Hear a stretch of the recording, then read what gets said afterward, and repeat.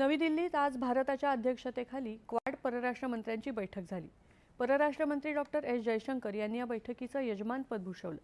या बैठकीत ऑस्ट्रेलियाच्या परराष्ट्र मंत्री पेनी वोंग, जपानचे परराष्ट्र मंत्री तोशिमित्सु मोटेगी आणि अमेरिकेचे परराष्ट्र मंत्री मार्को रुबियो हे सहभागी झाले होते। ही बैठक जागतिक सद्यस्थितीवर केंद्रित होती आणि या बैठकीत हिंद प्रशांत क्षेत्रामधील सहकार्य अधिक दृढ करण्यावर लक्ष केंद्रित करण्यात आलं। यामध्ये सागरी सुरक्षा, नौवहनाचं स्वातंत्र्य आणि आंतरराष्ट्रीय कायद्याचं पालन यावर भर देण्यात आला।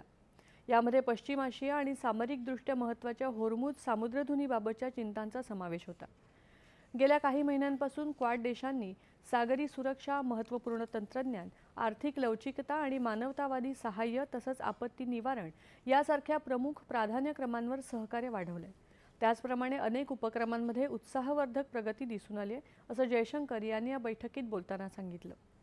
सागरी लोकशाही, बहुलवादी समाज आणि बाजार अर्थव्यवस्था म्हणून मुक्त आणि खुला हिंद प्रशांत प्रदेश ही आपली सर्वांची जबाबदारी आहे।